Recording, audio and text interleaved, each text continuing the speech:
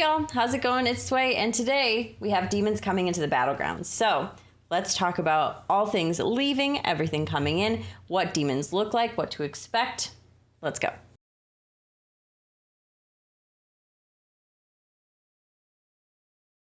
So as we know in our last minion shakeup, the demons kind of became more of like a soul devouring, a shop devouring situation where the demons consumed the shop, gained stats that way.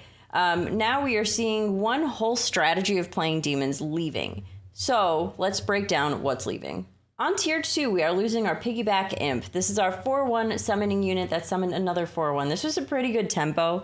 And just losing a summoning demon is a really interesting thing because now we have Icky Imp as a summoning demon and we have Ring Matron as a summoning demon. Aside from that, not a whole lot of summons here. And the most interesting part of it all, right, is that we still have Fell Stomper in the game. This was our dual type demon beast that gained some stats on the board after you summon a minion. Now, there's really not a lot of demon synergy here, only beast synergy. So losing that piggyback imp is quite interesting. On tier 3, this is a pretty big one, honestly. On tier 3, we're losing Catherine a tier. So this one's interesting, right? Mal'Ganis. We started in Battlegrounds with Mal'Ganis, who was that minion, that demon that gave immunity. Then Mal'Ganis left. Catherine a tier came in. Again, another minion with immunity. Now, in this new meta, we don't see that. There is no such thing as a demon that provides immunity. We'll get into the new demons later, and we'll talk about why that is. Also, leaving on tier 3, this is a neutral minion that assisted demons. This is our Soul Juggler. Soul Juggler is going goodbye. Notably, I didn't really enjoy demon comps a lot, but when I had to play one, I really enjoyed playing a Soul Juggler build. So Soul Juggler leaving, it makes me really sad. I think also, honestly, I think it would have been a pretty good counter to the Banana Slamma Beast build, which is kind of driving a lot of people crazy because it can potentially target those back of board minions better than anything else can. So sad to see Soul Juggler go, but kind of understand how it doesn't fit into what all of the new demons bring to the table. On tier 4, we are losing our big Fernal. This was a demon that scaled every time another demon was summoned. So this was kind of a self-scaling unit. That was how it received its buffs. So another one where I can see how it didn't quite fit into what's going on in the new minion shakeup. This isn't a loss, but a change. So we saw Battlemaster change to +2 health for each health your hero's missing when we had that big hero health change where heroes start at 30 health instead of 40. But now, not only did it get that health change, which it kept, it's also going to be on tier 4. So instead of being on tier 5, it's on tier 4. As of right now, depending on what minion types are in, the tier 4 discovery pool can be pretty okay. I am kind of concerned that it does muddy the tier 4 discovery pool a little bit. Might be a pretty bad hit to find on tier 4 depending on who you're playing and when you're tripling into 4. But usually by the time I'm tripling into 4, that's not really something I would want to find personally. So a little concerned about that and how that's going to play in, but we'll see how it works. And last but not least, on tier 5, we are losing the Void Lord. This was obviously a great piece with the Soul Juggler, so understandable why it's gone. Again, also we're losing a lot of those token situations. So Void Lord being gone was that 3/9 that summoned 3 taunted 1/3s. Yeah, I'm sad to see it go, but I get why it's going. So all that being said, we talked about what's leaving. Let's talk about what's coming in and what we can expect from kind of the new vibe of the demons. This particular minion, this is an important minion, and what we were talking about when I was talking about Catherine tier and Mal'Ganis, we are getting our tier 2 Soul Rewinder, arguably the most important demon that you can find. After your hero takes damage, rewind it and give this +1 health. It's a 3/1 stat line of a demon, again on tier 2. So let me backtrack here and talk about why this is important. We saw the kind of switch to eating the shop, which is still happening. We still have Famished Fellbat, we still have Mind Muck, so that whole idea is still in play. But now we also had the idea of Wrathweaver, of, hitting face, taking damage. That is way more prevalent now. We have several minions that impact our health, and you get some kind of benefit from it. Soul Rewinder stops that impact. Well, it doesn't stop it. You still take the damage, but then it undoes the damage and gains that health. So arguably, if you're playing demons, this is one of the most important cards. Easily. This minion is going to stop you from taking all of the damage in the world. Honestly, I feel like this is going to get nerfed. I think it's going to have to move up a tavern tier. I'm happy it's on tier 2 because that means there are more copies in the shop. So depending on how many people are trying to play demons, it's going to be necessary. Like, we are going to need many of these in the shop. It's not the actual +1 health that's that great. I mean, it's definitely good. But it's the combo of how it works with so many of those minions that deal damage to you. Speaking of minions that deal damage to you, on tier 2, we are also getting backstage security. At the start of your turn, deal 1 damage to your hero. It's a tier 2 4/6 though, so definitely a higher stat line, especially for tier 2. But you're taking that damage every turn. So, Soul Rewinder, undoing that damage, you can see how that would be really important.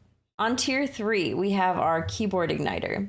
This is a battle cry. If you've taken damage since last turn, give your other demons +1/+2. So here's our first kind of like AoE buff. This is our first buff that we're seeing impact our whole board. It's a 4/2 demon. It is a battle cry, so it's something you would want to cycle, not necessarily keep on your board.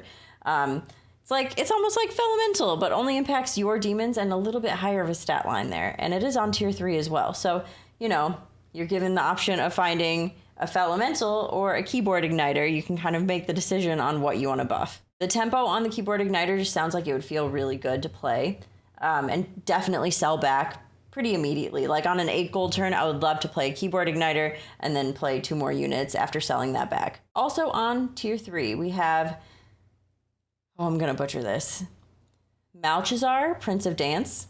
This is a 5/2 demon. Where 2 refreshes each turn cost health instead of gold. This gives you more opportunities to see more shops. Could be kind of painful with a hero like Millhouse, where you're spending your health instead of your gold. That's a pretty expensive health situation for Millhouse specifically. It would feel pretty bad. But aside from Millhouse, unless I take it back, unless you have Soul Rewinder, would not feel so bad then. But aside from Millhouse, without a Soul Rewinder, this is really interesting. I don't quite know. I mean, every other hero is just 2 health you're taking, and that's assuming that you don't have a Soul Rewinder. I don't hate it. It is definitely something that could stay on your board for sure and take those buffs like from Keyboard Igniter and just overall be one of your buffing demons because you get to see more shops. Also might be helpful when you're playing a Felbat and you're just trying to find as many good things as you can and, you know, roll these Felementals, play some more Legion Overseers, just get some really nice buff shops. Might give you an opportunity to see some more of them. I don't quite know how this is going to play in, but I'm excited to try it. On tier 5, we have our Imposing Percussionist. The battle cry of discover a demon, deal damage to your hero equal to its tier. So you do get that discover aspect, so you can choose how much damage you do want to take. And finding a demon, you could find something with a battle cry to potentially help buff your board. Maybe you could find that Soul Rewinder. Obviously, you're going to take the damage up front if you don't have it yet. I'm hoping if you're playing demons, you're on tier 5 with the Imposing Percussionist that you already have the Soul Rewinder. I can't stress enough how important this minion is going to be. But it's not my favorite demon, but it's definitely not my least favorite by any means. Last but not least, on tier 5, we have Tichondrius. After your hero takes damage, give your other demons +1/+1. This one, in combination with Soul Rewinder, is very important because you take the damage, you get that +1/+1, you rewind the damage, and then you gain that health on the demon. So you could really be, you know, cycling. You could use that with Malchazar. Ooh, that name. Malchazar, you could use that with Backstage Security. You could use that with Soul Rewinder. You could use it with Leeching Fellhound. There's so many options on how this could combo. Or Wrathweaver, of course, Wrathweaver.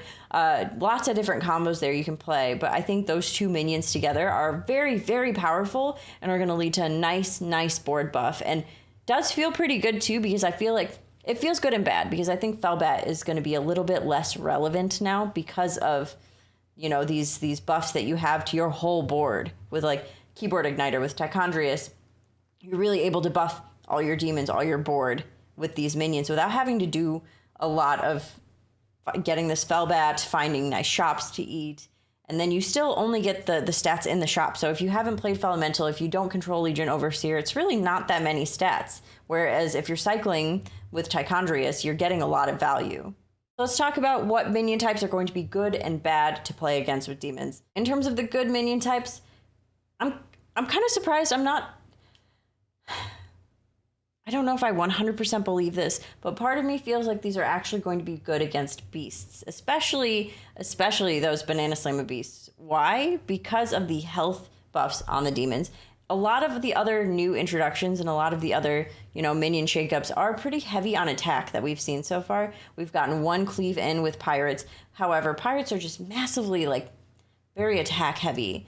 Not a whole lot of minions with a whole lot of decent health situations. Demons have Trickster. Demons have a lot of +1/+2s. Buffing the health is important, and having these minions live through the first several hits into beasts is quite important to potentially take out the back of the board. So I think that potentially this might be okay against beasts. Don't quote me. I need to try this first, but I think maybe might be a good situation. The ability to kind of outlast with the health is actually beneficial against a lot of minion types. Even dragons. Dragons are seeing a lot of, attack help. However, the shields are going to be very bad to face. So shields, and when mech come in, when Quillbor come in, they do have those shield scenarios that will be very challenging to face as demons, but then you just run a Tunnel Blast to remove those shields. Obviously, when you're scaling these units and not getting a lot of summons, it's going to be bad against poison. So, of course, going to be bad against venomous. That's a very hard change to make in my brain.